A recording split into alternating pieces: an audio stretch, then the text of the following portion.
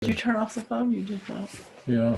Okay, we are recording, and it is December 18th, 2016, and this is just a dialogue on a video that I made recently called The Changing of Earth, and I just made it a few days ago, and it's only about a 20-minute video, and I had such a powerful experience making the video. I don't know that I've really ever had that powerful experience with Thoth being present with me. Just when I say, as I've explained before, but for people that that are just listening to this video and don't know about it, I kind of put Thoth into the way I receive from Thoth into three categories as best as I can. One is the most common, is what I call now Thoth intelligence, and it's kind of like a stream, and I can just dip into it, and the little fishies are flying by, and I can, go through and find what I want. The other is really pretty much the same, but it's more the library, and there's just a different energy where I kind of just say, okay, I'm moving into that. But those two are very close together, so I don't know if I should categorize them separately. Anyway, the other is very different, and that is the Thoth entity. At least it feels like an individual personal entity. That's my experience with it. And that Thoth can be very personal and very almost, he's not chatty, I wouldn't call it that, but there's a warmth, there's a personal, feeling, like a one-on-one, and it's not like, oh, the master Thoth, it's just like your friend, and yet it's not real conversational, but the presence is that way. But I don't have that a lot. I used to have that a lot, and then it changed more to the Thoth streaming, the Thoth intelligence thing, which is actually for efficiency. It's a bit better, with the entity sort of coming in and polishing up, so to speak, at times. But to have Thoth present the way he was the other day when I did that video was really quite amazing. I don't know that I've ever quite had an experience that profound, because that's why I just could barely speak, because he was giving me directly the feeling, the compassion, the heart presence of what he holds and those like him, and what is the potential for us to hold. It's really in us to do it. But it was just too much for me. It was like, oh, I could hardly take it. It was so deep. And of course, the topic was very deep, because it deals with the planet that we love and that we're a part of. And that segues into saying that I'm assuming all of you present have seen the video, right? Yeah, okay. That leads into, I just missed it. It went in and it went out again. We tend to think, okay, like I have to share this. I saw this little video clip on Facebook some time ago. It was, I don't know, maybe a year ago. And they had older entertainers, most were like over 70. And they were given the question about, do you care about global warming? I don't think it was even if you believe in it. It was, do you care about it? And Ed Asner, and I was surprised at the stars that were saying, I don't care, I'll be dead then. Next one, I'll be dead by then. No, I don't care. I'm not going to be around then. And I was like, what? It shocked me. First of all, you would assume they had relatives, children. Did they not care for them, what their environment would be? But I don't have any children, and my pets aren't going to live that long. So, I care, it's like I could not believe it. And when I think about, as Thoth has pointed out to me, that when we leave this body, and let's say we don't even, well, we're probably going to incarnate back unless we're so close to the new Earth thing, we start incarnating in the new Earth star instead, which is an extreme possibility. And that's, that's hard to define because we're dealing with quantum physics on that level, because we're really already there, but we're here. But the point is, we don't get to leave the planet. There are a few souls that come here for an expeditious purpose that are not from here. And then they go back. But only for like maybe 1 or 2 or 3 or whatever incarnations. But those aren't souls that are walking around you and me souls. Those are souls that in the high Himalayas, or they're not even probably, if they're incarnated in this time period, we don't even know about them. They're so progressed. When I hear that little statement, oh, I'm not from here, I just came to help, I'm going, I'm sorry. I know I have a judgment about that and I shouldn't, but it's just like great. It's like chalk on the black, that's the way it feels to me. We're all from here because we're here. I don't care if we came from Rigel or tourists or wherever, we are here. And this is our sacred Mother Earth. And we're involved in this experience on levels we cannot imagine and on time levels we cannot imagine. And if we're walking around and we're having our own problems and stuff going on, we're in the category of the Earth children. And that means that we're not getting out of here the minute we leave this body and we're going off to some other planet. No, we're here for the hall. And the hall is for this incredible experience of lifting the consciousness, not just of this Earth, but of this universal hologram that we are a part of creating. So it's a whole universe that we're working with, but we're working with it from this node. And we're not alone in doing that. We have our kindred, and all these other realms that are not even, in our solar system. And I don't pretend to understand it all, but the little bit that Thoth has told to me about it relates that it's such a vast plan, and Earth sits at a crucible point where several different, let's call them ley lines of the universe converge. And this little planet, this little blue planet, lives there. They like to say, well, look how insignificant we are. Oh, this little dot, and look at this. They're trying to get you to feel, to get outside yourself and say there's so much more than Earth. And that's true. You don't want to get, over important, like this is all there is. Of course not. But on the other hand, it's important to see that this planet is connected to a vast schematic, and it's right on a node, a hotspot. And that's why it's so interesting to a lot of beings, not only the ones that are our kindred and working with us, but those that are flybys. They're saying, ooh, they're on that node, we better check them out, they're affecting us. And others that are going, oh, they're on that node, yeah, we'd like to control that. So we have all these different elements that maybe another planet out there somewhere may not have quite that rich an experience with all these different factors. So in a way, pre-Galileo, when everybody thought that the universe revolved around the Earth, Thoth has joked, I call it that, with me, saying, actually, they were right, in the sense that this is our holographic experience, and we're also on this hotspot node that connects, so in a way, our universe does revolve around us. And that doesn't make it all smaller. It actually makes it a lot bigger in regard to what our role is and what we're really doing here. We didn't just fall off the banana truck and land on Earth. We have a reason for being here, an individual reason, of course, but also a collective reason.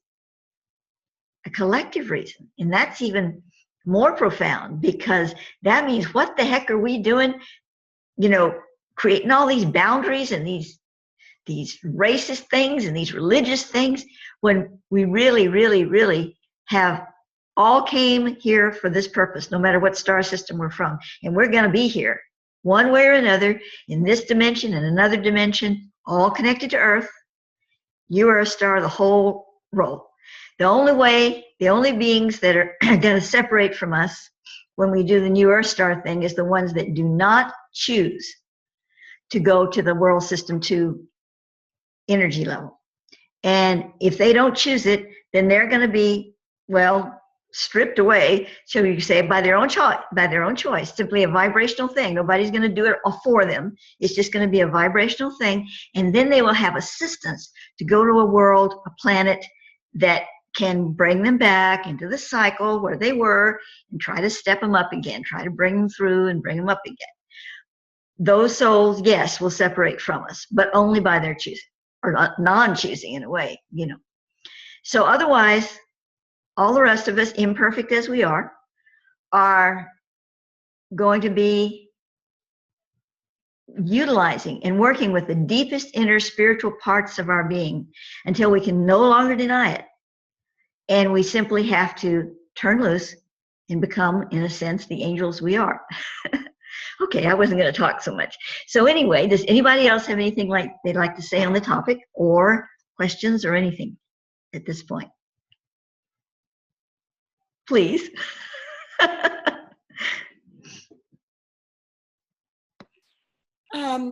Yeah, I had just, my friend, my house guest, who's here with me, and I had just watched the video just like an hour ago, because I sort of lost track of time the last few days and hadn't done it yet. And I guess I had a lot of feelings come up. Like, it's kind of like a paradox, because it's like, on the one hand, we're supposed to do this kind of Buddhist letting go, non-attachment thing and non-attachment to form. And on the other hand, you know, care about it deeply and still be activists with love, not with hatred, not with anger. So yeah, I'm just experiencing some confusion about it. Yeah, it is difficult to actually apprehend it, shall we say, and bring it. I'm having difficulty with it too at times. It's almost, you know, I'll try better to put it into words, but it's like, let's see, we're moving more into our quantum realities. And think of the particle and the wave. You know, if you look at it, it's one. If you don't look at it, it's another. The blind test, you know, where they run those particles through the dots, and if you watch it, it does one thing, and if you don't watch it, it does another. Mm-hmm. Well, it's kind of like that. If we don't watch it, it's going to take the low road. Because it's going to be disassembled. If we watch it, watch it in heart-centered consciousness, you know, it's going to take the high road, and it's going to be the better path. Yes, it's disassembling. When I say letting go of the planet, doesn't mean letting go of, oh, well, just let it go. It's not like that. It's like watch the miracle of what's going to be happening as things break down. Because they can break, it has two paths. It can break down and just in a mess, in a gooey mess, because we're not holding the light into it, and we're not realizing that we're actually going through an alchemical process. Things have separation before conjuncto. And if we don't realize it, it doesn't become that. It becomes this jellified mess, you know. If we realize that we're going through an alchemical process and we help it along, we become the alchemists, and we utilize the philosopher's stone, the priceless gem. The Mormons call it the pearl of great price, you know, and that pearl is within us. And that means that every time we say to someone, well, you know, this is what is happening right now. You need to be aware that the oil companies are doing this, or whatever is doing that. The way you present it is everything. And I have failed in this. Not all the time, but I have failed in this. I go, you know, and I do. And I text it out, and before you know it, it's on Facebook. Oh, how could they be doing this? You know? So I've done the same thing. But we've got to be called to a place that we bring it to people's attention, not ad nauseum, but bring it to people's attention. But we do it with saying, well, this is how it is. And you don't have to make a long treatise. Sometimes you don't have time to say anything. You just post it, and that's fine. But when you do it saying, oh, I see, this is another part of the archonic energy that's attempting to take over this, but I see that we're working with alchemy here. So even when you have an inferior element, I'm speaking alchemically here, an inferior element that you add into the mix, it can have a separation and a conjuncto, and you come up with refined gold. So if you keep I don't mean you have to get real mental about it, but you just keep feeling that energy every time you alert and post or share. And when you have the opportunity to share it, link, you say, this is what I feel about it. And you don't have to get all as mystical as I am right now, but just, find a way to do it in your own words and whatever person you're speaking with, what level they can accept. Because every seed we plant, that's where our sacred activism lies.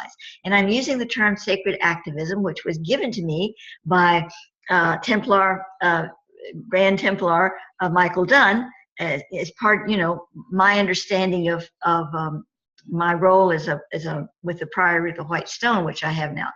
And sacred activism is the main pillar that they've been working with. And that means that you're not railing out, you're not doing it with hate, you're not, doing it with violence, certainly not, but you're doing it with heart-centered consciousness. And so, as we do this, we're going to actually see some physical progress. It's not saying that we won't. It's just understanding that even the physical progress that we make with this is leading us to a path where things will disassemble in order to reassemble. And we can make it a very easeful and graceful path, or somewhere in between, or we can make it a really, awful path because we're not paying attention. We need to pay attention, and we need to pay attention in our hearts. So does that help a little bit, Deborah? Yeah, thanks. Maya, I was just thinking, I was going to tell you earlier that when I was watching the video and what you're saying now, it's kind of like what we're looking for is the essence of ourselves, of each other, and of the planet and what we're doing. We're looking for that purity to focus on, which is alchemical, Am I stating that? Absolutely, right? Absolutely. And I just finished. Oh, go ahead, dear. No, that's okay. That's all I wanted to say. Yeah, it reminded me. I just finished watching a video, and I've seen this young man before. He's been a sacred activist since he was like 10 years old, and he's 16 now. And he just spoke to the bio something group. He's spoken on TED as well. Just an incredible being. And he was saying in this talk that I just heard, he said global, all this environment, the environmental issue, he said, is not really an environmental issue. He said it's a human issue. He said it's a human issue. And boy, did he hit the nail on the head, that little boy, that amazing little boy, because it just follows what I just said.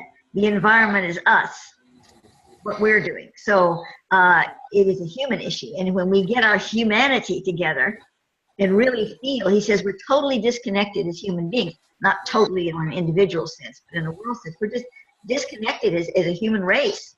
When we become connected again, it's going to be automatic that we take care of our planet. It's automatic. So that falls in line, Sandy, I think, with what you were saying there.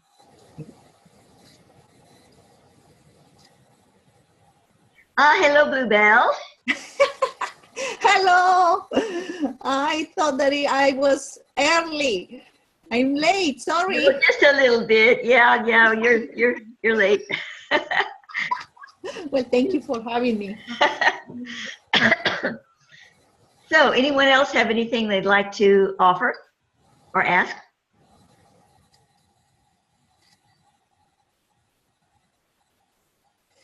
Well, what I got, Maya, is like you said, we are part of the environment. We are the environment. Mm-hmm. And, your video, it was so moving.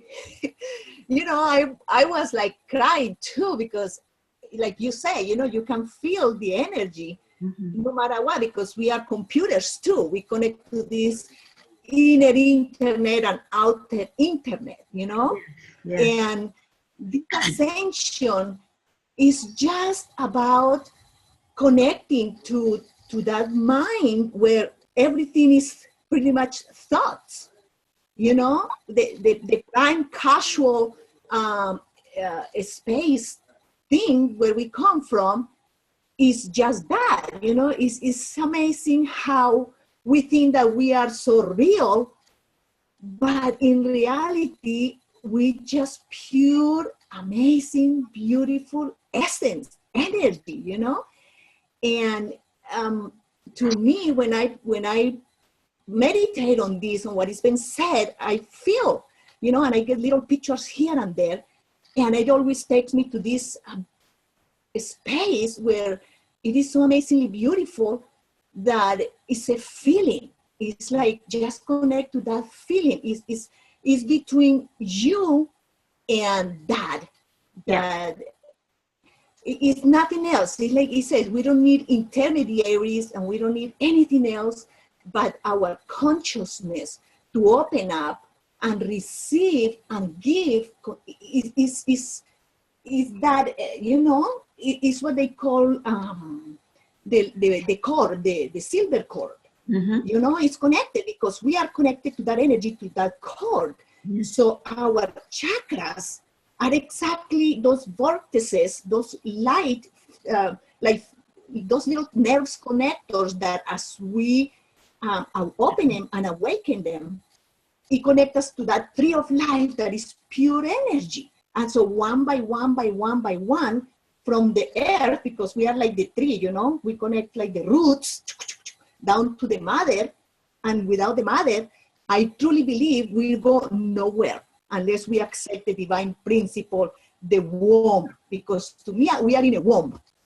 Yes. Well, and you know, the earth is that incredibly living being that is supporting us. And from what Thoth showed me, even she is evolving. And the planetary genius that connects us all, that we have within the center of the planet, in the sacred sonatoma of the planet, that, as I said many times, must come with us into the new earth. That's the main seed that we take, because in it, that's where the mother holds her new essence, you know, that arises out of it. So yeah, you know, we are it. We are Mama, and she is us. Yes. Yes. And the father, you know, the principle of the masculine is the love and the intelligence, you know, and the support. It's like our feelings, everything that is emotional energy, all this energy that we move in and we are integrating, assimilating, and at the same time unifying with the rest of it, the consciousness of this earth and the world and the universe is being understood by that intelligence. Yes. Yes, it is. I think that's like the magic of it, you know? Mm-hmm. The father energy to me is that understanding, is the wisdom that comes from that being that has experienced it all through all of us. Yeah, you know, the feminine, of course, the divine feminine is more the intuitive, and the masculine is more the mental logica, as Thoth calls it.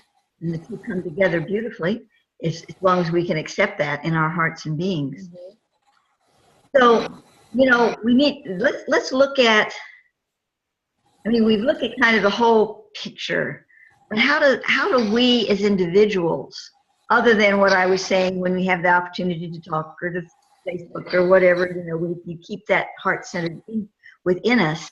But, you know, the younger people are coming up with really beautiful ways of expressing this and bringing it forth. And it's all done with such great love. Like this young man that, you know, is making these talks all over. Not only talks, he has, what's the name of his, Earth Guardians. He created Earth Guardians when he was like 12 years, maybe just 10 years old. I think it was 12 though.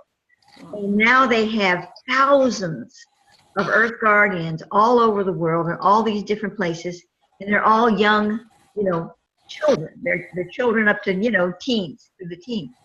And they're doing things. They're not just planting trees. I'd like to, you know, to Google it more and to find out what they're really doing. But, and of course, they're talking and they're sharing their awareness and all of that. But they're out there making a difference. But there's such love involved. This young man, when he was talking, I didn't hear any, you know, angst at all. He was saying it like it is, but it was done in such beautiful honesty and love, you know. So I'm hearing a sound. Could you guys turn off your mics if you're not talking? It looks like everybody has their mic off but me. Maybe I'm making a sound. Oh, Bluebell, would you turn yours off, sweetie, while you're not talking? It's a little microphone in the corner, left-hand corner. There you go. That was it. That was it.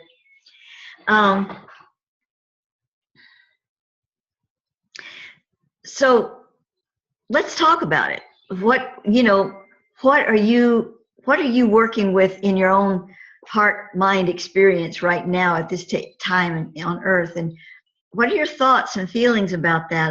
And how are you implementing it in your life? It doesn't have to be some big thing, you know, just maybe the way you're thinking about it, you know?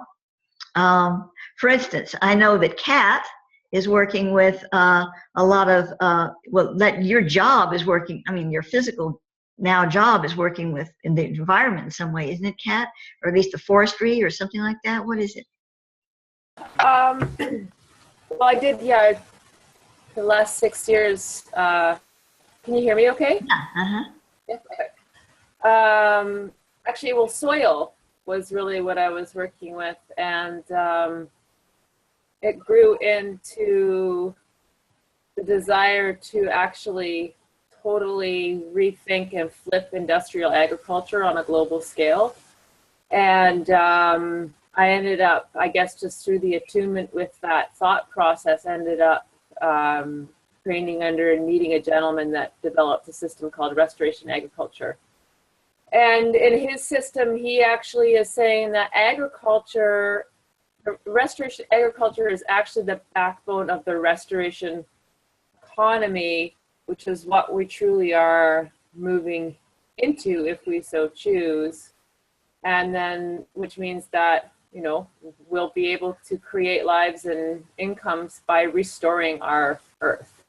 But now I'm thinking maybe we're just gonna do something energetically where we, with the Golden Taya stuff, that maybe we're actually gonna launch into a different version. I don't know how long this is all gonna take, yeah. But it's the transition into systems thinking. So he's done it, and his name's Mark Shepard. He's done it on an agricultural scale, but in that process has linked economics, politics, education. Everything's just sort of come into this thing, which is the same thing Rudolf Steiner did, but from the other direction. Is he was looking at politics and all that kind of stuff, and then he finally got all the way back to the soil, realizing that depleted soil was causing people not to be able to be conscious.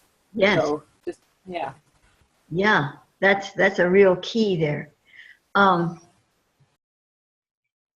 was I going to say that was connected to that? I forgot. Oh, the Golden Taya and all of that. You know, the Golden Taya is what Thoth calls the land areas on the planet that are going to, the light codes from those areas will be what ascends of the earth. In other words, you know, when he first told me about Earth ascending, and that was a long time ago, I was in my 20s, it was like, of course, I really realized it wasn't going to be the case, but I had this picture of this Earth lifting up with little rocks and pebbles falling, you know, and it's all floating into the air. I thought, surely that's not it. But I couldn't imagine what it was. You know, I knew it had to be something else. Finally, I got the idea, you know, he communicated with me further, that it has to do with the codes of light. And everything is energy, and they're translated into these encodings of light. And so the areas of the earth that he calls the Golden Taya, and there's a lot of area that is the Golden Taya, but I don't know the percentage. I actually never asked him the percentage.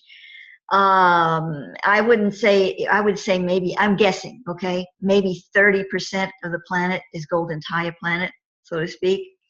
And I'll ask him though to find out for sure, but that's my guess. Anyway, those areas, they've been specifically guarded and cultivated, energetically cultivated, to become fertile for World System 2 energetics. So that when those codes are translated through, that sets the stage for this new Earth. And so I asked him one time, well, okay, so I think I asked him when I was in Crestone. So here we have Crestone, Colorado. This is the crown chakra of the Ascension Temple. And it's also obviously, you know, a lot of it, not just Crestone, but the whole little area of sand dunes. It doesn't stretch to Alamosa, so, but all the rest in there, you know, is Golden Taya. So I said, well, if I'm sitting here, you know, and it all lifts and we go over there, is it going to look like this? Will I be able to find my way around? Will I know where everything is? You know, maybe the buildings won't be there, but will the Earth look like that? And he said, somewhat it will at first. It won't be perfectly the same, you know, identically the same, but it will. And I said, well, what's the reason for that? I mean, who cares, you know? And he said, because the souls that are intricately working with the codes that are embodied in the Golden Taya allotments, as he called them, need to have a more or less seamless transition with what they are working with. And that everything has its place for a purpose. Every little stone that falls off a cliff, poop, poop, poop, and lands in the creek, you know, it's like everything has a place. And even though it won't be exactly the same, it needs to follow a certain elemental patterning, grid patterning, to take us across and work with for a period of time, we're calling it time, and then it can start changing into other things. So, a greater reason why these Golden Taya areas are more preserved, less polluted, at least in the final analysis. You know, I don't think there is any Golden Taya. I don't believe, I'm not sure, but I don't recall that there's actually any Golden Taya in Hawaii except for the actual node on Mauna Kea, Mauna Loa, whichever one it was, the biggest one. Which one is the biggest one, Bill? You got your mic off, Bill. I can't remember. I think it's Mauna Loa, but your hot spot, the Royal Point, is that new island coming up. Just oh yeah, well that's true. It's kind of shifting. It's kind of moving. It's moving. Yeah. So that mountain is OBE'd really, right. And this new one went active at 9/11 to generate the messianic grid for the planet. Right. So it's a hot, active Royal Point area that. Yeah. Still, Sea Mountain is just a few miles down southeast of the main island. Main island. Okay. Well, originally it was on the island, and it's beginning to, on the Big Island, it's beginning to drift a little now. The Royal Point, and the Royal Point is kind of unique because it's the Royal Point, you know, is one thing, and then the Golden Taya land that holds the base chakra is somewhat of another thing. I mean, they're related. But the Golden Taya land is on the Big Island, but it's a very, very small little piece. And that piece actually, even though the codes will be taken, all the rest of these islands aren't going. I mean, they're beautiful and wonderful. It's nothing wrong with them, you know, but they're just not going because when the Royal Point does its thing, this all just disappears. So somehow that little tiny piece that represents the base chakra will be gathered. Those little seeds will be gathered before the rest goes bluey, you know. It's kind of like, you know, the Pyramid of Giza, the whole sacred plateau up there, and that's the temple of the rising of the risen one. And you'd think that that would be going for sure, those codes, but no, that's a booster rocket. That's the last thing that the operation of that is the last thing that triggers when the whole LP40 shift occurs. So it's staying behind. It's just like a booster rocket. So, but back to the Golden Taya lands, as I was saying, they're going to need to be preserved even more so. And Thoth was speaking about how they will have, it's already begun to happen, that these areas are having protective laser-like energy fields that are being formed now out of the pyramidus radius matrix, you know, that in between, that bridging matrix, and they're really being accepted into that matrix through these, I want to call them bubbles, but there's these, you know, these filaments that are protecting them. And when I say protecting, that doesn't mean, you know, perfectly protecting, but enough so that they're not going to get strongly polluted and misaligned and you know, trashed. Some are going to be more protected than others, especially around the chakra nodes.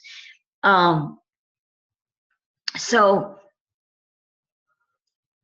I remember years ago, way years ago, even before I was talking to Thoth, just before actually, the beings that were working with me were telling me that there'd be certain areas on the planet. See, I didn't know anything about the pyramidus radius until very recently, so I didn't know there was this interstep between the two, and now I do. But this was before that I knew about that, and they were talking about these areas on the planet that would become literal gardens, you know, new seeding grounds. We need new seed. And I wondered, why are we going to need new seed? This is back in the 70s, you know. But now we know, I mean, Monsanto and all of that, you know, the GMOs, they'd say these are new seed beds, new seeding grounds. And so that's going to take place. Like they're going to be, New Zealand is a place that they're going to have some new seeding grounds. There's a lot of golden tile land there. Australia has some. Anyway, so there's all of this potential for us now. Where are we, you know, let's work on creating these new seeding grounds. Let's, you know, there's things that we can do. It's not like we just let the planet go because it's going to unform. It's going to, we have more to do with it. We have the new alternatives to create that are in alignment with the transporting of these light codes. So with the new seeding grounds, we create the elementational vibration that is needed. We have to have a richly soaked vibration in these seeding grounds, these golden tile lands, so that the elementation is so powerful there that it allows these areas to harvest these light codes. So if we just have barrenness or, you know, trashed seedings like, you know, GMOs and stuff, we can't let it go to rot like that. The disassembly is something that's sacred. And what we're working to achieve is to not let it be profane. It's a sacred process. And yes, we can't save every little antelope and every polar bear. Like I said, the forms are going to start breaking down. But if we help them to move into new vibrational experiences, then the breaking down is a sacred process and not a profane one. Does that kind of make sense?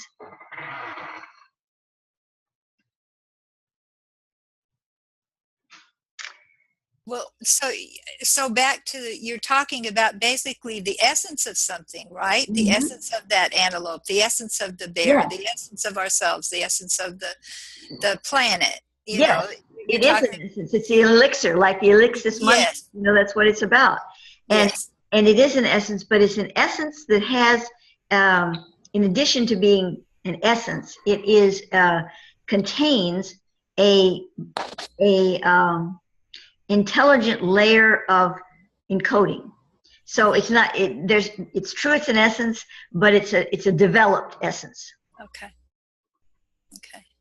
I found in your issue of Temple Doors 1295, where he said to Hootie, at the time he was Tootie, he told you and Simeon that the golden taya represents in all 20% of the Earth's surface area.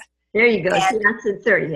nearly all of the inner Earth will ascend. Mm-hmm. As we have stated before, we anticipate that approximately 40% of the souls incarnated at that time will choose ascension.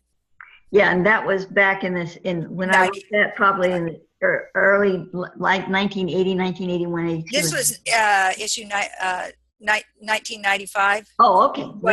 Yeah, Okay. Temple Doors 95. Yeah. So And that article I told him to you. 40% of all the people that are 40% of all the people that are on the planet at the time I wrote it, or the time that it's I don't know. It's just, I'll read it again. Okay. The golden Taya represents in all 20% of the Earth's surface area. Nearly all of the inner Earth will ascend.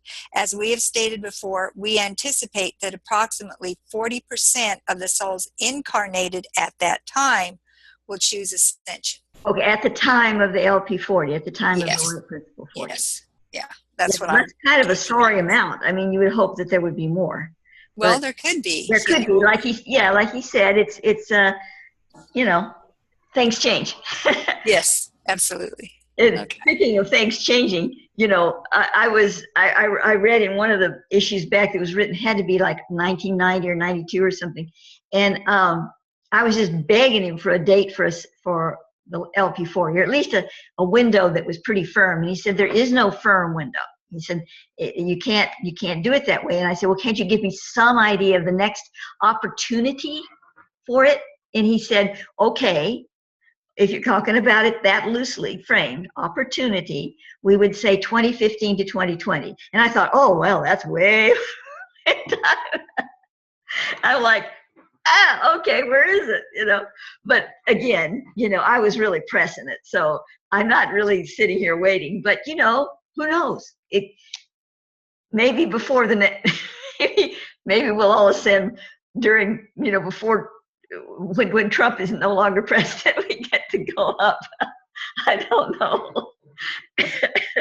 Oh gosh. But it's so said, when the individual has a heart ascension, we're not going anywhere until there's a certain number of heart ascension, people that have heart ascensions. And then that triggers, the rest. And if you have a heart ascension, he said, a heart ascension, then you don't care. When I say you don't care, I mean, you're not sitting here waiting to get away from all of this stuff, and you want to get into the new Earth star. You're like, it's not only you're blind to it, but you're just so full of light, that it's okay. Yes, Kat.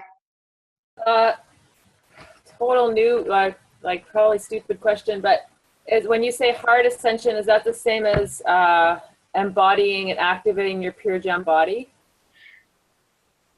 No, it's not that full a thing. A heart ascension is something that we can actually achieve while we're here doing our shtick. It's something that can come out of our experience. And of course, there's probably, like with everything, there's levels of that. But he's talking about a level that allows us to feel like we're so connected and so full of light with situations that even though we're still normal people and we're operating in a normal world and we might have our moments, that heart ascension beating in us, it allows us to say, I'm so full of light right now. I'm not like I'm not like, oh, I want to get off of this planet. I want to get somewhere where, I want changes. Oh, it's just awful.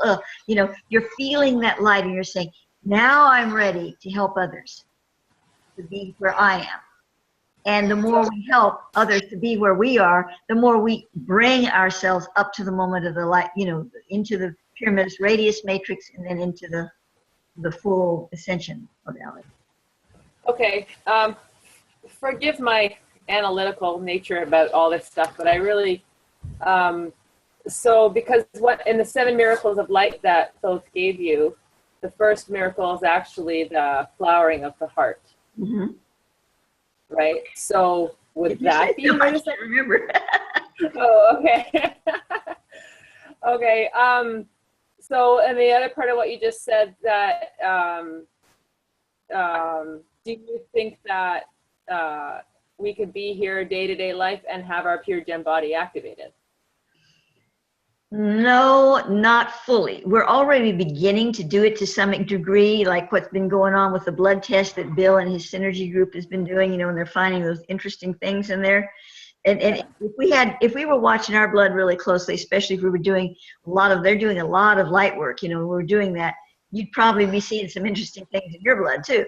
So it's happening, you know, at a micro level, but we're not talking about full-blown gem bodies. That's physically not possible without the Earth going through its transitional state. Now, when we get into truly get into the Pyraminus radius matrix, we will have an almost, you know, we'll have a really high level experience with the pure gem body, but not the fullest that we will achieve when we're going completely through into the new Earth star, because of certain things that happen in that transition, the actual transition itself, that cause the last part of that to be activated.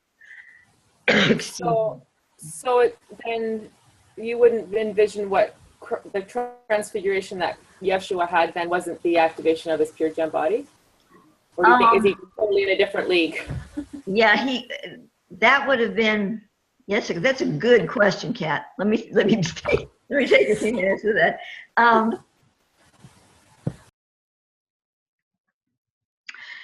Beings such as Thoth, too, Thoth, Yeshua, you know, those beings, they are capable of creating their own Merkabic field, and that is so rich and vital that, yeah, they can do that, you know. But you and me, most people on the planet, you know, that are involved in this process, that aren't messengers that came here to help us, you know, just us, that's not something that is going to happen for us.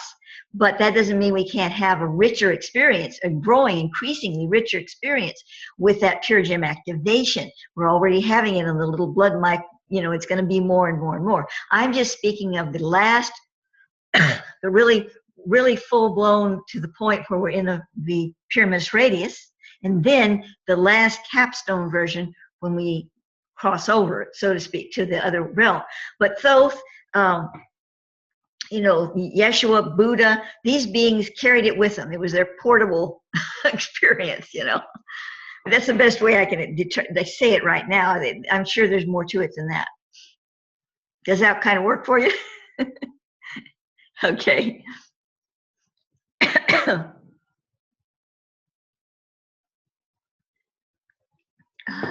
Maya, I have a question. Yes, dear. I had a dream, you know, the crazy dreams everybody's having, 2 nights ago, and I was met by ETs and hooked up to some sort of medical healing device that had electricity, you know, it had an electrical component, and it clicked. And the more intense it was turned up, it would click louder. And I was told that you could put your intention into it that it can just generally heal you, or you can just put a conscious intention into it to do a certain thing. And I was told that I was low or deficient in choline, which I didn't really know about choline. And I looked it up, and since I'm a vegetarian, I would be very deficient in choline. And so they were balancing my choline. But I was told that, of course, this technology exists now. And when I woke up, I was wondering about all the suppressed technology and everything. What happens to that? I mean, what's the point of that? Because we won't need it, you know, once we ascend. So will it stay? I don't know. Just what happens with that?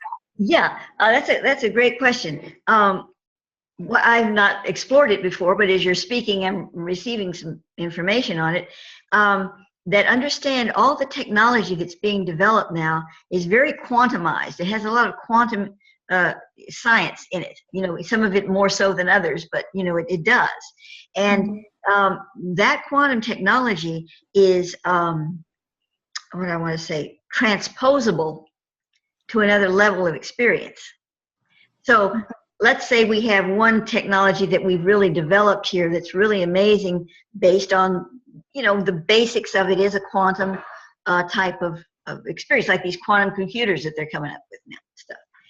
Well, we can take that and we can transpose it. It will be transposed into our New Earth experience. See, now let me go back and explain just a little bit about what Thoth says. You know, if those of you who have followed my work know that Numis is what he calls the first stage of the New Earth star. And God knows how long we'll be there. I don't know. I mean, time, you know, is a whole different thing. But it's not going to be like that. We're going to be there. And this is the Numis. And in that Om state, we are going to take a lot of everything we have with us that's good. In other words, you know, the little part, the New Earth, the Golden Taya, you know, going to bring back some land areas, and our bodies. Those of us who are older, if we're here, we'll, you know, we can reform it better. But it'll be the same molecules, you know, and then we can start changing our bodies if we want and do stuff. But, you know, it all has to come with it. So in that reality frame, we're going to be working with technology still, but there'll be highly quantumized, you know, plasma-like, you know, what they're doing on other worlds now. We're going to be working with that, and we're going to have beings there that'll be there to help us do that. But there'll be buildings, there'll be educational centers, there'll be things like this, but you won't have to get out mortar and bricks and dig up the planet and get some stone and put this together and do that. It's all manifestational, and it's built on our memories that we're bringing over in the planetary genius. So we have something to work with. And because what we're doing is we're bringing form into pure light expression through all of this pathing that we're working with. And so the first stage of the New Earth star, the Numis stage, and I don't even pretend to know what's after that, but that is working with what we had here that we couldn't quite make it work right. And we're bringing over the finest elements of that, but we don't have to deal with physically constructing things, and we don't have to deal with entropy, so things don't break down and wear out and age.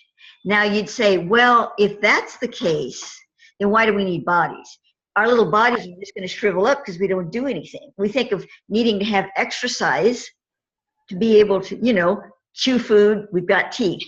I used to say, I see him with teeth, you know, and yet I know even in his inner earth body, I don't know how much they really eat anymore. They just absorb light. So it seems like he wouldn't have teeth. We see those eating ones, they don't have all of that. But Thoth explained to me that there are other purposes for parts of our bodies that we don't really realize yet. And yes, there are beings that look really different and don't have teeth and don't have hair and stuff. You know, they have their thing that they're working on.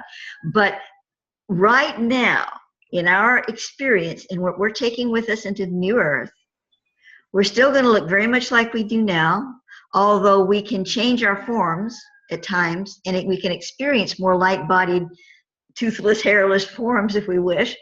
But we're learning to operate in this sense. I know I sound like I'm getting off of your question, but back to it, all of these technologies that we're developing, we're really just playing with the little building blocks, with the erector sets that our parents let us play with, because the real programs are on the other side.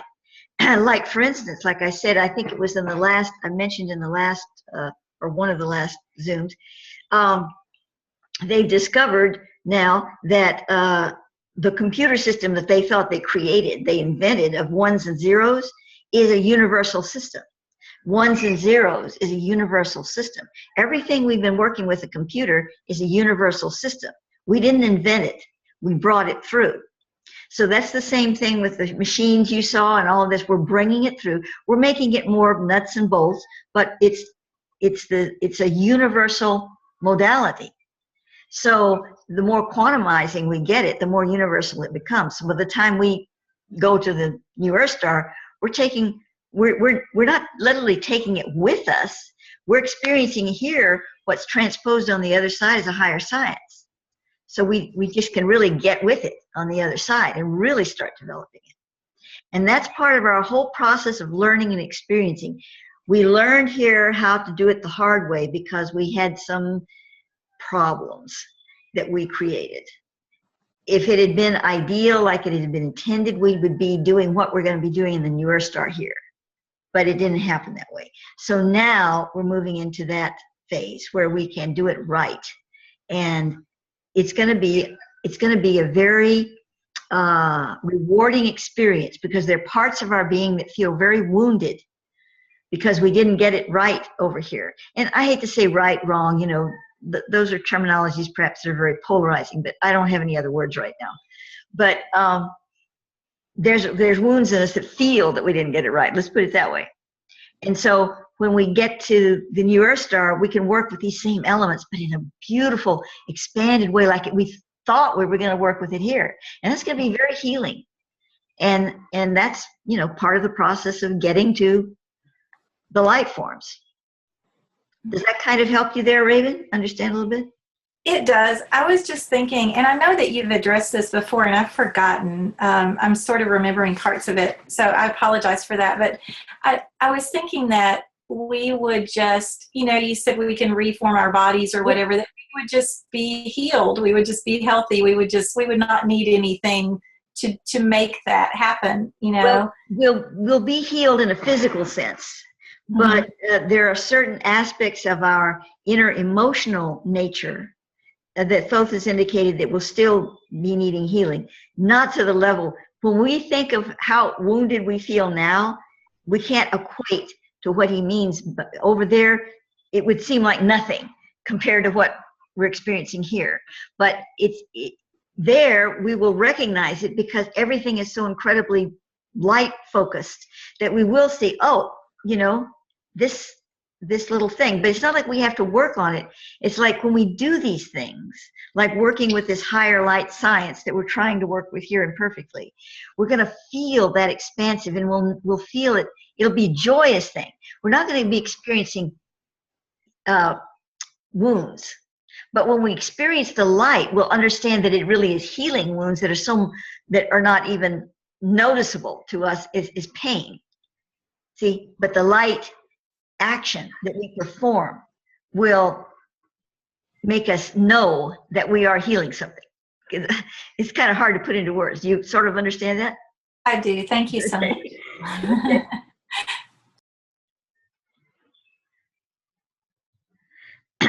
I've had experiences, you know, where I have been like, I haven't had a lot of these, but present in like a garden, and then there's a building, and there are people sitting in the building. It's a very, you know, earthy like building, or usually white and domed or whatever, and they're sitting in there, and they're just sharing, but they're sharing mostly in thoughts and energies. They're not really speaking that much. They can speak, and it just feels like such a light engendered experience. So when I say places of learning and knowledge, I'm talking about on that level, not somebody, you know, saying, okay, here's the, you know, and this thing. It's not that kind of a thing at all. But it takes certain aspects of what we're used to here. It's not just all, we're not just all in a light cloud. We have buildings, we have gardens, we have homes, but they can be easily changed and rearranged. We have families. So said that some people will choose to there's no birthing, you know, like, but some people will choose to collect more in families, and some people will play the roles of children, and some people will play the roles of adults in some cases. Other people won't need that, or souls. They just, well, you know, I really don't need that, so I'm not going there. It reminds me so much, Sandy, it reminds me so much of Second Life, because that's what they do there in the virtual world of Second Life. You know, some people have pregnancies. You can have pregnancies, and the tummy gets bigger, and then, you know, then you have the baby, and you have the little baby, and it does all these things. And some people choose to be children in Second Life, and they have little children avatars. Now, I'm not into all of that at all. You know, it just doesn't appeal to me, but I'm not judging it, because they're grown adults, intelligent adults. Some of them are doctors and lawyers that are in Second Life, and they're being little children, or they're being pregnant mommies, or whatever. And you see, because, and this isn't some kind of a sicko thing, this is us. We have all these aspects of our being that need to be expressed. And Second Life is helping them do that. I'm getting off on that, but what I wanted to say was that the first stage of the pneumasome stage of of the new earth kind of reminds me of that, because they're going to be souls that want us to play out something, but it's not playing it out in a negative way. It's in a beautiful way, you know. And then they realize, well, you know, I've done that. Okay, whoosh, you know, I don't need to do that anymore. And so there will be aspects of that, but it won't be a lot. Mostly people will be more focused on just moving forward, but some need that. They need that expression. We'll need that. A lot of what you say about, you know, like Second Life is built on a, you know, it's a grid. You go in there and you build on that grid. You can form your land, you create your land, and it's coming from your mind. You're going to create it how you want it. You create yourself or however you want to interact. So that is basically kind of what it sounds like it's going to be there too. It's kind of the same principle. You're creating it from your mind. In principle is eerily alike. And just if you just take the principle, not all, you know, the people doing all this and that and that, but the principle of it and how souls are drawn to Second Life to enact the parts of them that need to experience that. It's eerily like Second Life. And as Second Life develops more, speaking of technology again, you know, as Second Life develops more, you're seeing more of a parallel with it. Not like now with our new viewer that we have, it's called the Bento viewer. I don't know, I guess some guy named Bento invented it. It's brand new, so you're not seeing a difference now, but what they're going to be doing, the vendors, the people that sell items in Second Life, can now develop them with these codes. They have more little points all over the body to connect. That means they'll be able to have hands that articulate instead of just hands. They can do things, you know, and they'll have programs, so you can do mantras. You might create your own program. You know, they're creating things to allow them to move more and to be more connected in that way. And so even the way that they set it up with all these points, it's like all grid work. And it's really very much like forming the new matrices in the new earth, you know, just in essence, you know. So what we're creating here and now is not a loss. It's not a loss. It's a gain, because we're working to refine it, and we take it more and more refinement, and we're going to go fast with that refinement now, really fast. And when we're ready to leave, it'll be much more advanced than it is now, and we will already have gone into the pyramidus radius with it. And when we go into that realm, which is still Earth but not quite there, that's really a developmental realm, to take it to higher levels where it's so heart-centered. It's literally, we think of technology as way far away from the heart, but we're going to start finding it closer and closer and closer to be part of the genius that we are, the genie in the bottle, the crystal, the genie in the crystal. Okay, so I've talked an awful lot here. Somebody else have something they'd like to bring up or talk about? It can be, you know, just related in some way, whatever.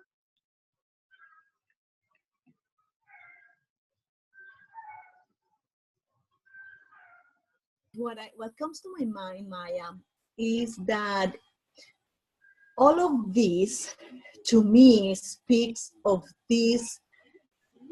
There is a word that describes the unum, the multiverse. The multiverse is like that energetic bubble around us, you know? Mm-hmm. It's our perfect, what you call, to me, the gem body that exists already.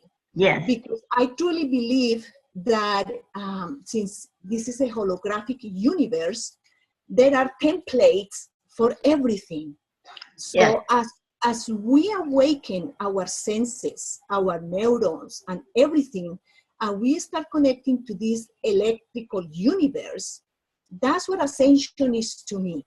We acquire this knowledge that is available, is there already, it's in a template. It's like another womb that we are reaching and becoming part of as our collective connects to this. It's like libraries, you know? Well, here it is, my children. It's like God has given us everything already because we come from perfection. So it's like we forgot. Yeah, that's very true. And even with the pure gem bodies, when I said that we wouldn't be able to achieve it until I'm talking about a linear thing. I mean, we're already in the new earth. Yes. We are in our pure gem bodies, and we can bring some of that experience back into where we are now. Yes. Outside of the linear experience, because when we get into the new earth star, we can create linear experiences at will, but we're really much more into, you know, observing. We're observers, more observers in the omni universe, and we can create our little linear paths out of that in the pneumosomes stage, so that we can, you know, do what we do, but we aren't trapped in them like we are here, you know, which is a big difference. And we're already beginning to experience that a lot. I mean, you know, you know, I know that I have, and I know others are experiencing these moments and these experiences. And like you said, you are, Bluebell, you know, where you're outside of it and you're experiencing it from another dimension, even if it's just a flash. And that's happening more and more. Yes. I feel everything even when you speak. I mean, I go into that space that I understand what you're saying just by receiving the energy, the feeling of what you say, because that's how I learn. Yes. More than intellectually, I try to understand the feeling of what is being said. Well, that's the new. It's not the new. It's the way. The way that, but we're new to it. You know, that learning is. In fact, years ago in the 1970s, this was pre-Thoth. Well, pre-Thoth in the sense of my being conscious of him and connected to him, but I had the other beings working with me. I was in, where was I? I was in Salt Lake City, where I had gone per request to work with the things there. And, oh gosh, I lost my train of thought again. What were you just saying to me, Bluebell? You were talking about? The learning by feeling. Okay. Yeah, lately I've been doing that. Anyway, having to do with the children.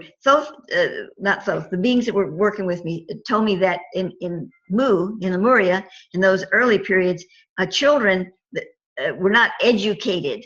What happened was they were gathered in these centers, and they were simply given key loving triggers that allowed them to, you know, and what they already didn't come in with, which they came in with a lot. Well, all kids do now, but you can imagine then how much they came in with.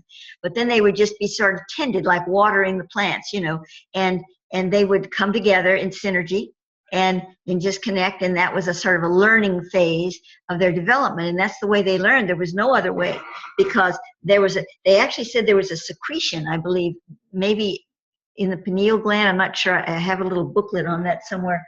It's right here. I found it the other day. One of my little remaining booklets. See, I was going to call it The Old Cash Science of Paragenetics. That was in the 1970s. That was my first little stuff. Here we go. Isn't that funny that I had this sitting right there? At birth, an infant's body issues a chemical that causes the genetic system to operate on an input-output coordinates or a vibrational level capable of an eventual total universal connection. Think of our genetic systems as computers. Now, this is back, you know, in the 70s. The DNA, or genetic structure of the sensors, the brain, the decoder. The current upon which this vast and intricate computer runs is the universal energy, the first prime energy of the life force. The primer, or preparator of the sending and receiving channels, is the chemical alarm released at birth. Through the years, from birth to puberty, the child's body should be utilizing the alarm. Through great periods of awareness on the planet, the child would instinctively fall into this pattern, but we have been centuries without this awareness engraved into our genes. Therefore, children today do not normally utilize the amount of chemical produced. As a result, by the time the child reaches puberty, the body, intent on the metamorphosis of chemicals transcending adolescence into maturity, does away with any non-working body elemental. Since the alarm has not been utilized to its fullest, or in many cases only to bare 1% level, it is rejected by the body in the pineal gland the supplier of alarm, discontinues the secretion or release. Beside the cutting off of the channels of natural awareness, other setbacks develop. If the child is female, the gestation period of pregnancy is lengthened to 9 months instead of from 2 to 4 months. Boy, that would be cool. I might have had children. It's only been 2 months. I was going, I don't think so. Okay, the complex continuum of the brain-mind complex, the capability of genetic decoding of simple image into complex angles within the brain producing what we call intelligence, is slowed in effectiveness. The earth relies on the genes of human bodies to supply it with certain chemical fusions. When the genetic systems are not operating at a full level, the earth's structure suffers, causing ecological damage as well as cataclysms in the earth. Wow, I've forgotten this. I haven't read this since 1970 something. There are many such setbacks that come from stilted genetic systems, such as overpopulation and even inflation. Wow, I'll have to bring that back up the pike and ask Thoth about that. If children well within the adolescent age could be properly guided to retain the alarm chemical at the point of puberty, the body would plug the genetic circuits into the greater cosmic solidity, and we would once again be in touch with the universe. However, complete revitalization would take few generations, as it must be built up through one genetic system uniting with another, causing a third, etc. The final phase must rely upon genetic breeding in a sense. Each child whose body is taught to utilize the alarm chemical will greatly benefit in his lifetime, in his children and grandchildren even more. And it goes on and on. This is it. I don't even, Kat, we need to get this into we need to get this into electronic format. I was just thinking the same thing. Yeah, I'll have to send this off. Or maybe we'll give it to you when you're in Crestone to work with. Anyway, that's on the docket. I might actually do in the meantime, so the information makes sure it's not lost. I might just read it, into something so we have it. That brings me. Yeah, we have some time here. Let me reach over here. Oh, I can do it now. Just a minute. With my condition, I'm not sure I can reach. Just see if I can get it.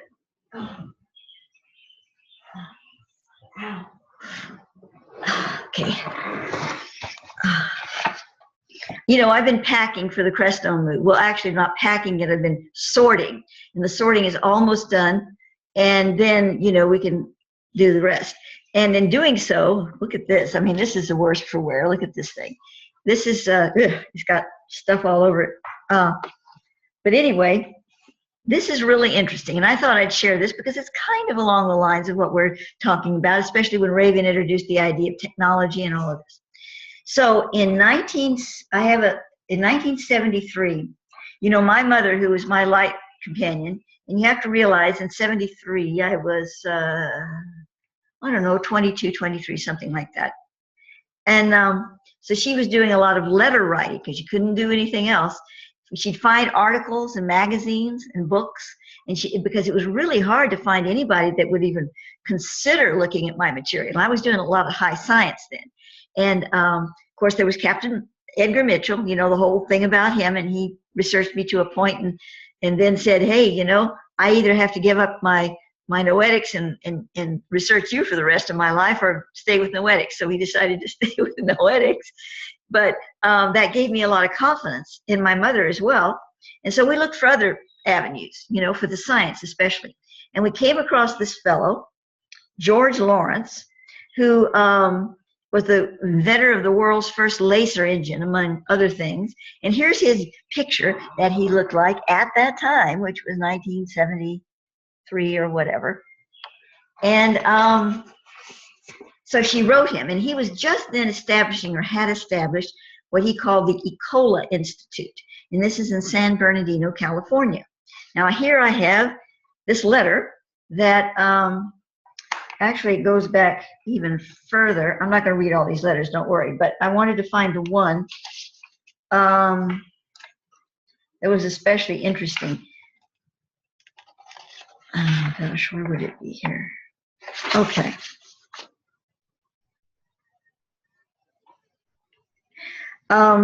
Okay, I can't find it at the moment, but he'd actually, after my mother sent him some of my material, and he communicated back and forth with her and me, because then I got into the mix. He had actually invited me to join his institute, his Ecola Institute. And it says, cooperative research, biomagnetic, biological, radiation, nuclear radiation research, medical and agricultural biomagnetic research, clinical electrochemical research, conceptive space research, and environmental research. Wow. And so he says in this, just this little bit here, so let me say a few personal words about myself. I am a researcher, engineer, author by training, raised and educated in Europe, Germany, U.S. military veteran, single, and reside in the low desert of San Bernardino County, California. The institute itself is young. A small residence laboratory combination is maintained. Since scientific operations are essentially mobile and do not yet require large quarters. The current and major target objective is to establish a permanent interstellar communications observatory. In it, I expect to combine biology-based signal interception technology with electronics and optical types of astronomical investigations. I am currently redesigning the entire instrumentation inventory, both in ways of utility and flexibility.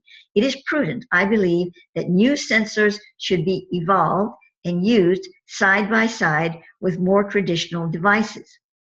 However, I see no future for radio astronomy in interstellar communication, too primitive. I've dropped this science completely and donated my own radio telescope to a local college. Indeed, why beat a dead horse? Should it be possible to establish a working relationship between ourselves, me and him, I believe that you would enjoy being active in all phases of the observatory project.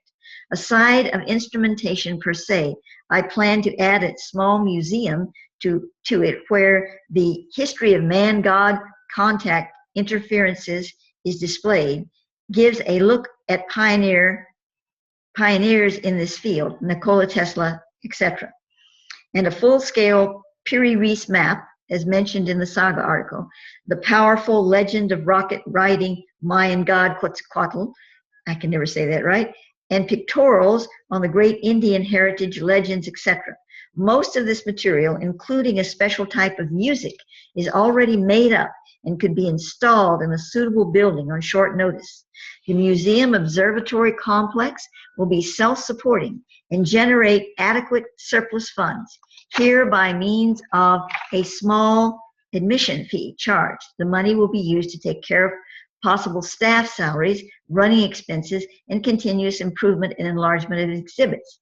In this context, and looking at your own talent, we have the immediate possibility that new concepts, ideas, outlooks on human destiny and space-time, etc., can be presented to the public in both pictorial and printed form. Here, a most direct form of communication can be achieved because of the presumably very large influx of visitors. It will, of course, take a good secretary typist to attend to the latter, etc.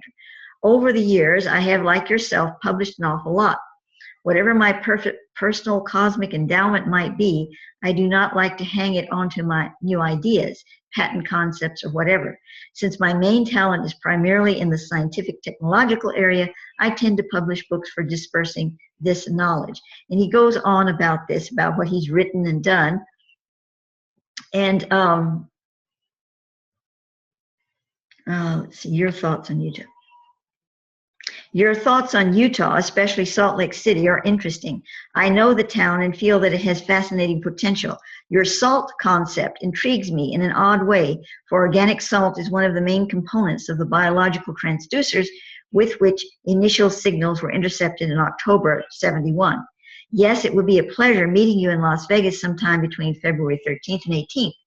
And on and on. I too hope, let's see. Okay, so I did meet with him. My mother and I met with him in Las Vegas. See, I was going to Las Vegas to see Elvis, periodically what I did to get my light wand focus, because that did it for sure. And so we met with him in a little, motel room and had a wonderful discussion and everything. This goes on and on. I might just put some of this on a tape and, a video, a little special video, and go on. But what I wanted to bring up here, the interesting thing about this, I'll just be very brief. So we were all set to go ahead with this. And this man's worse. I mean, this is the 70s, guys. I mean, talk about being ahead of your time. He was going to do this incredible thing, and he was going to let me, little old high school dropout me, be part of it. Well, in the process of communicating, the communication was letter and phone. Those are the two ways to communicate in those days. And he would make phone calls to us, whatever. And he said, I have a friend that wants to meet you, Maya, on the phone. His name is Dr. So-and-so Bird. I can't remember his first name. And he is a physicist who worked under Einstein. He was a colleague of Einstein. Well, he was very young when Einstein was old, but, he was a colleague of Einstein. And he's very interested in some of the work that I've been passing to him from you. So I started talking to Dr. Bird, and we had some really interesting conversations. He was very interested in some particular paragenetics and some of the things I was coming up with. So that was a good outlet. Okay, so then I started having these experiences going into the inner earth. And when I say experiences, I didn't know what to call them then, because I realized they were, for the most part, not out of body. But now I would call them remote viewing. That would be the term. And but they were very real, and intense. And at one point, I was shown this room, and they said, well, people that come directly from the surface in their bodies, and they have to go through a slight dimensional shift to get here, they're washed in this green liquid. It's this green liquid they wash in for, I don't know, germs. You wouldn't think they'd carry germs and went through a dimensional shift, but whatever. I imagine they told me at the time, I don't remember, they washed in this green liquid. Okay, so then George Lawrence knew that I worked with inner earth stuff. He didn't know that story. He didn't know about the green liquid. I mean, for me. But he was interested in the inner earth, and he became more and more interested in the inner earth. And he said, I'd really, really like to go into the inner earth. He said, I'd really like to physically go into the inner earth. And so then he wrote me, he said, I've been having these experiences like you've been having, where I've been projecting there. And they washed me in this green liquid one time. He didn't get it from me. And so then all of a sudden, I don't remember periods of time, months went by, whatever. No George Lawrence. He stopped writing. He stopped calling. He didn't answer his mail, his phone. He didn't answer any letters we sent him. He was just not there. So I called Dr. Bird, who was a good friend of his, but apparently they were not friends. Like were in the same community. They had friends, he lived in one part of the country and the other guy in the other part. I called Bird and he said, well, he said, I can't find him either. Okay, that was the end of it. We never found him again. So not too long ago, I don't know why I didn't think of it sooner, about 2 years ago, I thought, my God, I've got the internet now. So I started Googling. I just Googled him to Kingdom Come. Every Google trail ended when he disappeared. Every single one. There's no death certificate, no records of him dying. There's no records of him anywhere. And this was a prominent person, he just disappeared. So, I mean, maybe he did go, either he went into the inner earth or because he was working on such high priority stuff, maybe the bad guys got him. I hope not, but he definitely disappeared. And I spent a long time on Googling, and I couldn't find anything past that period. Yeah. Kat?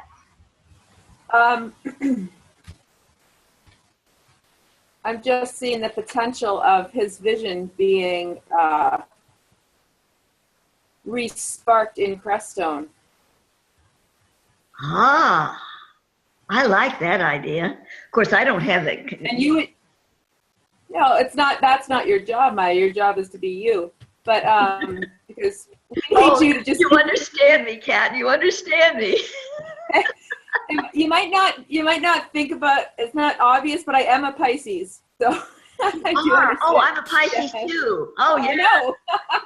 Our birthdays are only a few days apart. Really? What's yours? 4th. 4th, and I'm the 10th. Yeah. Uh-huh. Yeah. We actually celebrated when I came to visit you because we were so I close. forgot that. Yeah. Uh-huh. So, yeah, as you were reading that, I was definitely seeing, yeah, it was just before its time. And I too have had a lot of inner earth stuff. And I don't know if he did go into the inner earth. I know any of the stuff that I've tapped into there is definitely a reverse aging process that can occur. Mm-hmm. And so whether he himself would actually maybe come forward to assist us in reviving the Institute, or if we would just tap into his intelligence in some way. Mm-hmm. I actually had sort of put the whole idea of a physical institute aside because it was, I just didn't know, like, how would we fund it? How would we do it? All that stuff. But yeah. I mean, you've just totally relit that for me. Well, the idea of having a round building, that has displays on it. And now see, we have the technology, cheap compared to what you'd have to go to get something like that then. I mean, look what I can film and stuff just here from my desktop and, with a few $100 investment. So we can maybe have things, where we could show scenes of these, like he was saying, and maybe bring forth stories from the Akasha and have them somehow animated. Second Life is getting so fantastic. It won't be long before we could use that for major animation. Yeah. Obviously limited now, but I mean, if you've got the movements that they're coming with the bento technology, there's just all kinds of things. Yeah. Well, there's so many things about even just the process of creating a place to demonstrate the things that you and he already are saying. Yeah. Then creates a spiral where, and then if we have the capacity to actually do some sort of research, with this frequency room that I hopefully am going to be able to have access to, or other things, other sort of consciousness-based research, not only will the museum, quote unquote, be demonstrating what we're figuring out, but then that process of bringing it all together will then feed into what should we research next.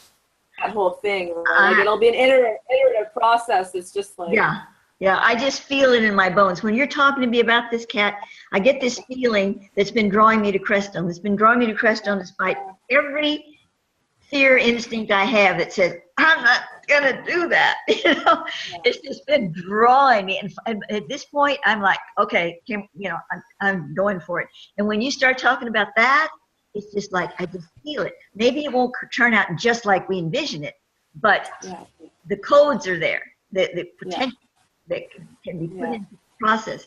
And I see you, Kat, is spending a lot of time in Crestone. And Kailasa too. I don't know how you're going to have to get your green card or whatever, Kailasa, but when I was reading about that dome, I got such a strong feeling of you involved, something like that, with your midnight fire and stuff. I just really, really felt it. So get that green card, girl. We got to get you over to Crestone, at least for some months of the year, It's a wonderful convergence, Maya. I mean, I got interested in your work because of the science.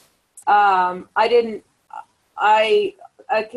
to what Raven brought up earlier, it's like, okay, even with, Bill's work, it's like, okay, but once we LP40, isn't this all this stuff useless? Like, it's like, but from today's conversation, it's like, no, like we're just barely getting started. Yeah. So the idea of actually, I've only recently in the past few months realized that the research and technology I want to work with is consciousness-based technology. Like I just got that. So anyway, it feels like coming full circle, actually. Yes, it is, because what I'm receiving right now, as you're saying that from Thoth, the more we can develop this conscious technology now, when we're in this space with the earth, the richer the formula that we take with us into first the pyramid's radius, where it's going to be used and developed in a way that then goes into the new Earth star. Because so there's no reason to wait to work on it then. Right. We need to do it and bring it forward, because it's not wasted. That's the deal with what's happening now on our planet. You know, we live, then we break down. I'm very aware of that at this point. And then we become little particles of dust, and our soul goes and spends a little time, then it comes back down again. And we don't even remember where we were, what we did, and we have to start all over again, and we're babies, and we go through the whole thing again. We go over and over. And we're caught in a really bad loop. But, you know, what we're doing now is we're working to make the platform that allows us to work, to truly take everything we've been trying to do here, because there's a purpose in it, and move it to a higher platform. And that platform is World System 2. You know, that's a name that he just gave me to call it something. And when we're in that platform, we still have a human element. We can still do our human things on a higher based understanding and experience. We don't have to deal with death, with illness. We have to deal with a certain amount of learning and development and healing on levels that we're, you know, not painful to us, but healing. And because we're healing a whole structure, a whole universal paradigm. But we can do it in such amazing ways. We don't have the limitations, and we don't have to get funding. We don't have to get construction and people that tear up parts of the earth to make chunks of cement to put in the building. You know, we don't have to do all of that. It's in a different way. We'll have a certain amount of challenges, but challenges, oh, nothing compared to this. There'll be heavenly challenges, you know, by comparison. So yeah, you know, there's nothing wasted. Nothing wasted. So it's almost like you're saying that because of the challenges and sort of densities, if you will, of where we're existing now, when we can actually touch that fullness of light from this place and bring those codes in now, even if it's just pieces, because this is what I find frustrating, is that I get pieces of things and I can't put it together into a thing yet. Yeah. So it's almost like right now the service is to actually bring the pieces into this density, and then whenever it's time, then it will come together. But that because we're able to bring it in to this density, it'll be richer when it does come together. Yes, absolutely. And I see a lot of other potentials too that I'm not going to put on a recorded video, but maybe we'll talk about them at another point, just simply because they're in stages of, you know, development. But yeah, all of this is there for us. And there's so many faces that I see here now. You know, we're almost see. Some of you guys have your cameras turned off, but you know, I know what you're doing and what your energy is and where your experience is, and all of this is just part of the mix. You know, you're on the cutting edge, and you're here for that purpose. Everybody's here for that purpose, their own individual part of it. But those of us who are a little more awakened to that, you know, and aren't running around in circles just cussing the planet, can take advantage of that awareness and use it, you know. Yes, Bill. I think that a good perspective would be, based on what you're saying, would be for people to see themselves as linked in with a collective racial mind soul with the planet and race as a synergism. So we get these so-called dead ends that may or may not develop. If we're plugged into larger programs that are orchestrated, timed. So we weren't supposed to get any big brainstorm and so forth. We were supposed to get a key point in our whole Akashic individual and group projects across time. We see and that's what that gets into this Templar stuff. We're working across time, and that's all a dynamic. It's growing. It isn't just it happened then. It's a growing thing. Yes. the whole thing. So we're timed in what we're doing, plugged in. We might provide one little circuit from here to there, but that circuit was necessary for the rest to happen. Mm-hmm. So if we get that big picture, and we've been given the systems to get into that flow and develop it more efficiently, this Lazurian exchange and then this Templar. I'm getting off in lectures, and I don't want to do that. Yeah, but I get the picture, Bill. I totally agree with you. Okay.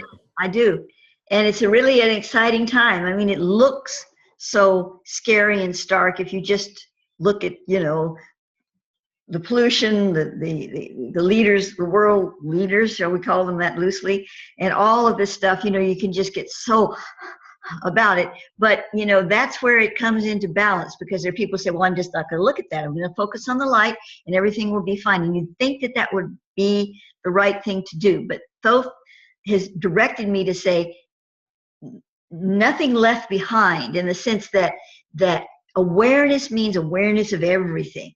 If you shut off one part of your body because it doesn't work right, okay, I'll just ignore this because this hand works just fine. You know, you have to bring it all together and not curse it, love it, but be aware, know what's going on, and be this back to the sacred activism. Bring the sacred activism back, but at the same time, don't become enmeshed in that. Look at the beauty of what we're facing here. This is a unique and beautiful period of time, because the tension of all this so-called negativity that is going on in the world, and the tension that's building up there, you can actually take that tension not into yourself, but you can see it on a planetary level as a tension is stirring the waters over here to become nutritious, to become potent, to become effective. And that's not the easiest way to do it, but that's a way to do it. And that's what's happening. We're getting all this tension over here, and instead of just imbibing it, we use it to seed the waters and to bring the strength of the light into a greater fruition. And that's what we're talking about here with all of the things that we're mentioning, and the technology and all of that. Because if you bring technology into that higher level, spectrum level of heart ascension technology, this other world can simply not exist. And that's where the division of the two worlds comes about. That's where those of us in the pyramidus radius won't even be able to see them, and they won't be able to see us.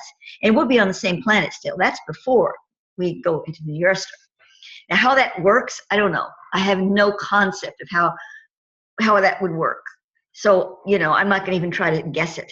But the essence of it is that we can build that kind of environment for us. And we're not shutting people away. Everyone's welcome to come aboard, but they have to make that decision to do so, you know. And if they don't, they're not in our vision, in some way, you know, energetically or something.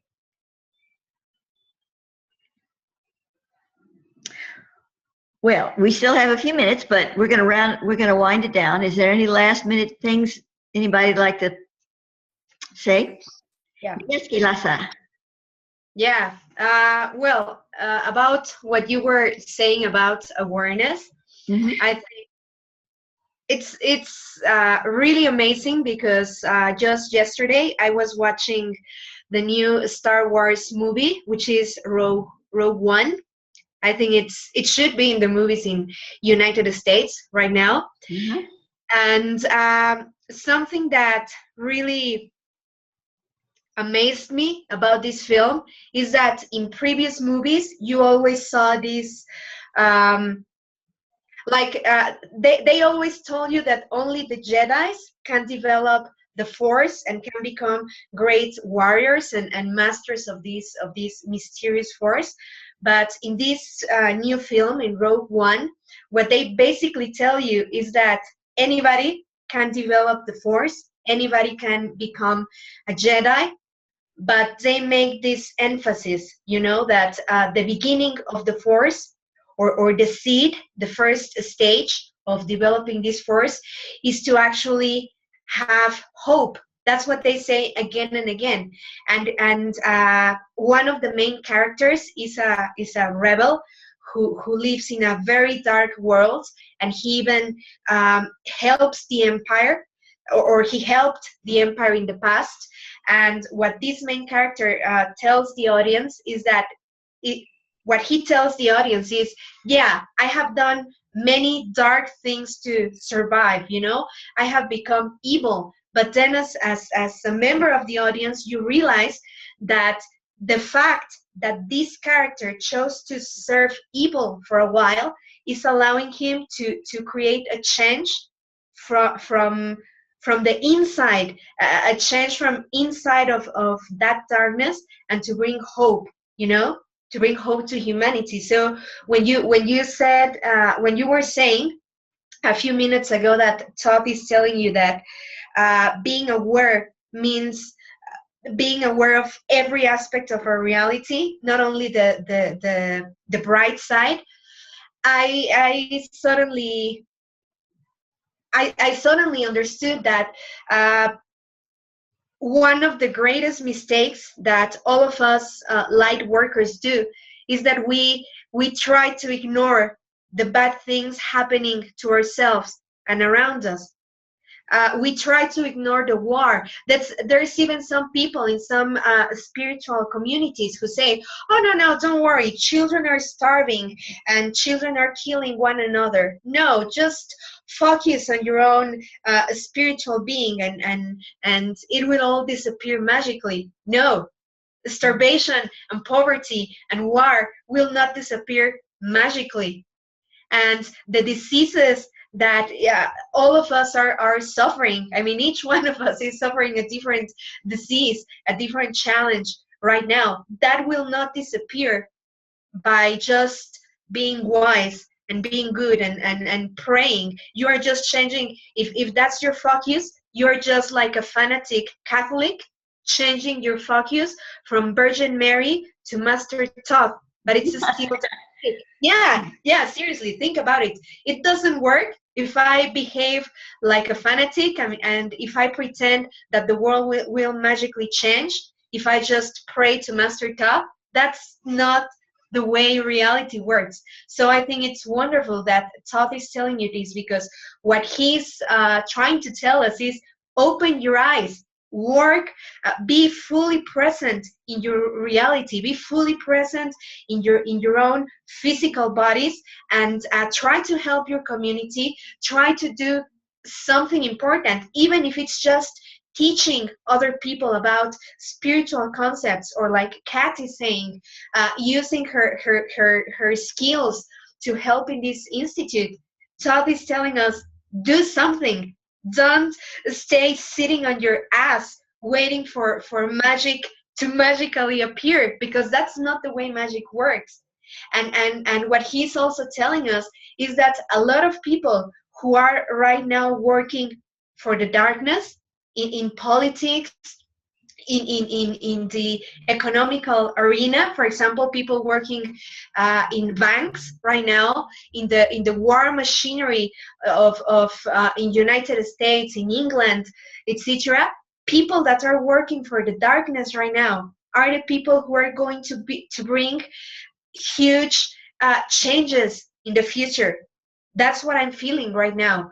So we need to reach to these people and make these people see, hey, you are working for a big military corporation in United States. You can bring this change. Even like you were saying, Maya, somebody like Donald Trump, with all the bad things he's bringing, he's also bringing something good. He's bringing everybody the awareness that some things have to finish, that some things are not possible anymore. And he's putting these powerful people who have been manipulating things in United States, and their manipulation affects me in Mexico and affects everyone in all the world. Donald Trump is coming and saying, and Donald Trump is making these people cannot manipulate us anymore, because Donald Trump is in the middle.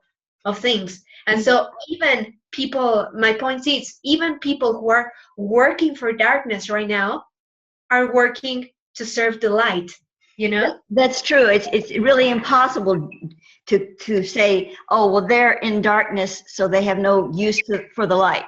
Everything migrates to light. Everything migrates to light. It can migrate sooner. It can migrate later. It can migrate more simply, or it can migrate more complexly. but it's going to get there. And everything that's in the darkness is serving that, just the same as, you know, anything else, because you cannot separate it out. Because when it comes down to it, there's light and darkness, and there's darkness and light. You know. And I really want to stress the concept that this new Star Wars film transmits, because I think the concept is transmitted in a very commercial, but in a very beautiful way, that the beginning of change and the beginning of your transformation into a Jedi is to have hope. And I understood that's the reason this mysterious energy in the Star Wars universe is called the Force, because it's the inner force, you know, the inner strength that you have. And you cannot possibly have that strength unless you are aware of your dark side, and you are aware. Yeah. The same body, Raven. Yes, dear. Absolutely. Yeah. You have to be aware of your dark side, the dark side of your own life, and the dark side of in your own community. And that's the only way in which you can really become an element of change, you know. And I think this movie is making this point in a very beautiful way. And the thing that I love the most is that a lot of teenagers and young people are going to watch that movie and are going to get this message, you know, in a funny way through special effects and pretty actors. Yeah, that's what Avatar, the purpose Avatar served was they had all the fancy flash and dash, but it had a really deep meaning, you know, a lot of deep meanings in that movie. Yeah. Gosh, wow. Well, this has been wonderful, and I know we're coming up on our second hour here, and everybody needs to get going with their day or night, as it may be. And thank you so much for sharing with me today and listening to me and me listening to you. This is the way it works, you know, getting together like this. And when I go back in time and I think of only being able to write letters with people in, you know, and talk to them on the phone, you know, it's like, oh my God, I really must be old. So long ago. This is the age I wanted to be in. I mean, as soon as we started getting into this kind of stuff, that was when, oh yeah, this is where I am, you know. So, and I so enjoy being able to share in this medium with all of you this way. And I'm going to end my video first before I turn anything else off here.